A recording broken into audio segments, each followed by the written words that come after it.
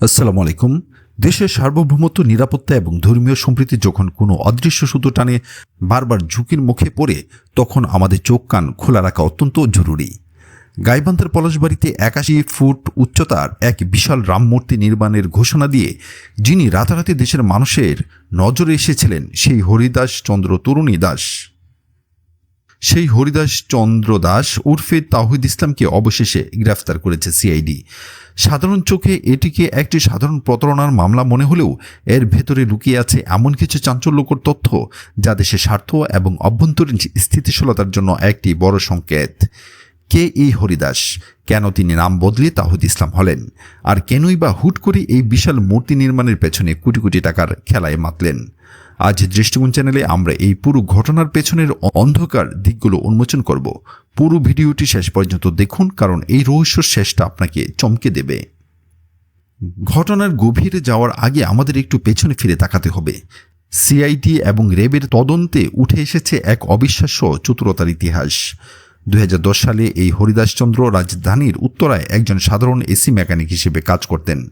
এরপর 2018 সালে তিনি ছিলেন একজন সাধারণ সবজি বিক্রেতা। কিন্তু ঠিক 2019 সালে এসে তার জীবনে এক নাটকীয় পরিবর্তন ঘটে। তিনি ধর্মান্তরিত হয়ে নিজের নাম ধারণ করেন তাওহিদ ইসলাম।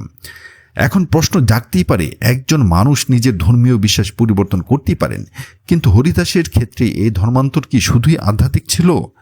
তদন্তের নথিপত্র বলছে অন্য কথা। তিনি ষষ্ঠ শ্রেণীতে পড়ার সময় অবৈধ উপায়ে সীমান্ত পাড়ি দিয়ে পার্শ্ববর্তী দেশ ভারতে চলে যান।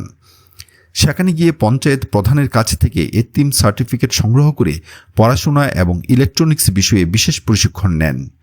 দীর্ঘদিন ভারতের মাটিতে থাকার পর হঠাৎ দেশে ফিরে এই পরিচয় বদল এবং বিপুল অর্থের মালিক বনে যাওয়া কোনো সাধারণ কাকতালীয় ঘটনা হতে পারে না। সিআইডির অর্গানাইজড ক্রাইম ইউনিটের অনুসন্ধানে দেখা গেছে 2020 থেকে 2026 সালের মধ্যে হরিদাস উর্ফে তাওহিদ একটি শক্তিশালী ও সংঘবদ্ধ হুন্ডি চক্র পরিচালনা করে আসছিলেন। দেশের সার্বভৌমত্বকে অর্থনৈতিকভাবে দুর্বল করতে এবং কর ফাঁকি দিয়ে অবৈধ অর্থ পাচারের জন্য হুন্ডিকে একটি বড় অস্ত্র হিসেবে ব্যবহার করা হয়। হরিদাসের 5টি ব্যাংক অ্যাকাউন্ট এবং 4টি মোবাইল ফাইন্যান্সিয়াল সার্ভিস অ্যাকাউন্টে প্রায় 9,35,00,000 টাকারও বেশি সন্দেহজনক লেনদেনের প্রমাণ পাওয়া গেছে। সবচেয়ে আশ্চর্যের বিষয় হল, দেশের বিভিন্ন প্রান্ত থেকে অজানা সব উৎস থেকে এই অর্থ তার অ্যাকাউন্টে আসছিল, অথচ তার কোনো বৈধ আয়ের উৎসই ছিল না। তাহলে এই বিপুল অর্থ কোথা থেকে আসছিল? কারা যোগান দিচ্ছিল এই অর্থ? এই অর্থ কি কেবলই ব্যক্তিগত প্রতারণার, নাকি এর পেছনে দেশের অভ্যন্তরীণ শান্তি ও ধর্মীয় সম্প্রীতি নষ্ট করার কোনো সুদূরপ্রসারী এজেন্ডা ছিল? মানুষের আস্থা অর্জন এবং ক্ষমতার অপব্যবহার করার জন্য হরিদাস নিজেকে তৎকালীন প্রধানমন্ত্রীর প্রোটোকল কর্মকর্তা হিসেবে পরিচয় দিতেন। প্রভাবশালী ব্যক্তিদের সাথে নিজের এডিট করা ভুয়া ছবি এবং ফেক অডিও রেকর্ড দেখিয়ে তিনি প্রশাসন ও রাজনৈতিক মহলে নিজের শক্ত অবস্থান তৈরি করেন। এই ক্ষমতার দাপট দেখিয়ে তিনি চাকরি, বদলি এবং সরকারি বিভিন্ন বড় বড় উন্নয়নমূলক কাজের টেন্ডার পাইয়ে দেওয়ার নাম করে মানুষের কাছ থেকে কোটি কোটি টাকা হাতিয়ে নেন। কিন্তু সবচেয়ে বিপজ্জনক মোড়টি আসে তখন, যখন এই ব্যক্তি গাইবান্ধার মতো একটি সংবেদনশীল এলাকায় ৮১ ফুট উচ্চতার রামমূর্তি নির্মাণের উদ্যোগ নেন। আমাদের বুঝতে হবে, বাংলাদেশ একটি ধর্মীয় সম্প্রীতির দেশ। এখানে যুগ যুগ ধরে সব ধর্মের মানুষ শান্তিতে বসবাস করে আসছে। কিন্তু যখন ভারতের সাথে দীর্ঘ সংযোগ থাকা এবং অবৈধ হুন্ডি চক্রের সাথে জড়িত একজন ব্যক্তি হুট করে ধর্মীয় অনুভূতিকে ব্যবহার করে এমন বড় কোনো প্রতীকী স্থাপনা তৈরিতে মেতে ওঠেন, তখন তা স্বাভাবিকভাবেই জনমনে নানা প্রশ্নের জন্ম দেয়। এটি কি স্থানীয় পর্যায়ে কোনো বড় ধরনের উত্তেজনা বা উস্কানি সৃষ্টির উদ্দেশ্য করা হয়েছিল? দেশের সার্বভৌমত্ব ও অভ্যন্তরীণ নিরাপত্তা রক্ষায় নিয়োজিত সংস্থাসমূহ তাই বিষয়টিকে অত্যন্ত গুরুত্বের সাথে দেখছে।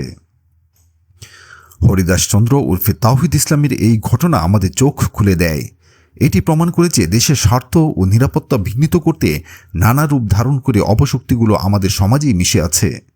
পরিচয় গোপন করে, ক্ষমতার অপব্যবহার করে এবং অবৈধ অর্থনৈতিক নেটওয়ার্ক তৈরি করে যারা দেশের অভ্যন্তরীণ স্থিতিশীলতা নষ্ট করতে চায়, তাদের বিরুদ্ধে আমাদের সদা সতর্ক থাকতে হবে। আমাদের নিজস্ব সচেতনতাই পারে যে কোনো ধরনের অন্তর্ঘাতমূলক কর্মকাণ্ড থেকে প্রিয় মাতৃভূমিকে রক্ষা করতে। এই পুরো ঘটনাটি নিয়ে আপনার ব্যক্তিগত মতামত কি? কমেন্ট বক্সে অবশ্যই আমাদের জানান। ভিডিওটি ভালো লাগলে লাইক দিন এবং দেশের স্বার্থে সচেতনতা বাড়াতে বন্ধুদের সাথে শেয়ার করুন। দেশ ও দেশের কল্যাণে বিভিন্ন ঘটনার পেছনের সত্য উন্মোচনের দৃষ্টিকোণ সবসময় আপনার পাশে আছে। চ্যানেলটি সাবস্ক্রাইব করে বেল আইকনটি চেপে রাখুন, যাতে পরবর্তী কোনো গুরুত্বপূর্ণ বিশ্লেষণ মিস না হয়। আজ এ পর্যন্তই। আল্লাহ হাফেজ।